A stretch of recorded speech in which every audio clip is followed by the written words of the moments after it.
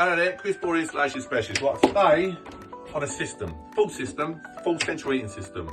Once again, oil, boiler. We had a boiler in the garage. Problem with this, so we're replacing the boiler in the garage, it's not a problem. We're taking out a wall hung boiler and we're just going to put a Dainsmore floor standing oil boiler in. But this is a one pipe heating system. No control over it really at all. We had a pump here, and once the pump come on, it just went around the hot water and the heating. There's no control over it, no room thermostat, no cylinder thermostat, just controlling it on the boiler thermostat. So the hot water was excessively hot, dangerously hot. And when you put your hot water on in the summer, the radiators automatically come on. There's no control, no motorised valves, anything like that. And it's a one pipe heating system. So all that means is it's just one loop going all the way around. Super efficient, super sludgy. You can't power flush a one pipe heating system. All you can do with one pipe are chemicals, rinse it around, take the rads off the wall individually, flush them through like that. Can't power flush it anyway. So what we're going to do, complete rebuild, chipboard floor upstairs.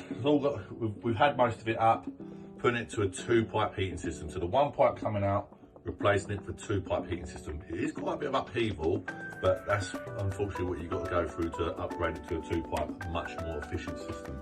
So we've got a new pump, it's into the thermostat, motorised valves as usual, one for hot water, one for heating, Hive Smart control so you can time your heating separate to your hot water on your phone or on the wall, whatever you want to do.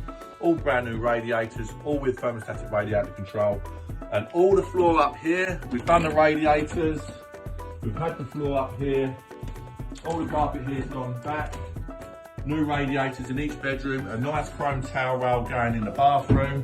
And if I show you down here, we're now downstairs.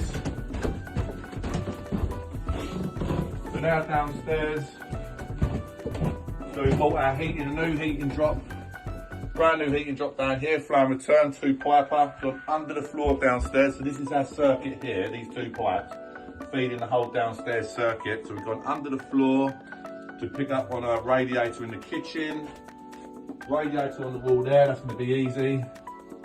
Come through in here, gone all under the floor in here, that's piped up.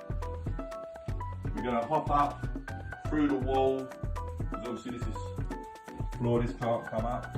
We're going to go top of the skirting, nice clips, tight pipes around, pick up on that radiator.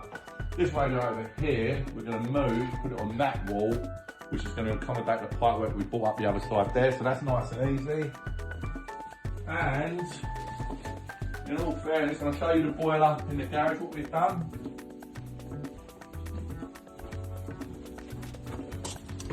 As you can see, a job like this, you need lots and lots of pipes. And that's with the boiler here. We've taken the old boiler off the wall, which was mounted on this wall. We've filled that up, the old flue hole. We're going to render that, get it all nice and made good. Primary pipe work coming down into the boiler. Trusted Worcester branded central heating filter, gives you additional guarantee on your boiler. There's your Dainsmore regular boiler here.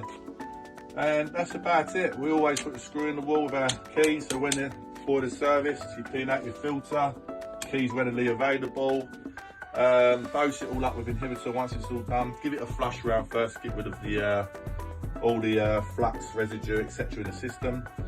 Commission it, sign it all off, and that's it. So yeah, we've got a team with us on this one, get it done nice and quick, because weather's getting cold and the customer really wants to see the back of us, so that's not a problem. Get it done quick and off to the next one.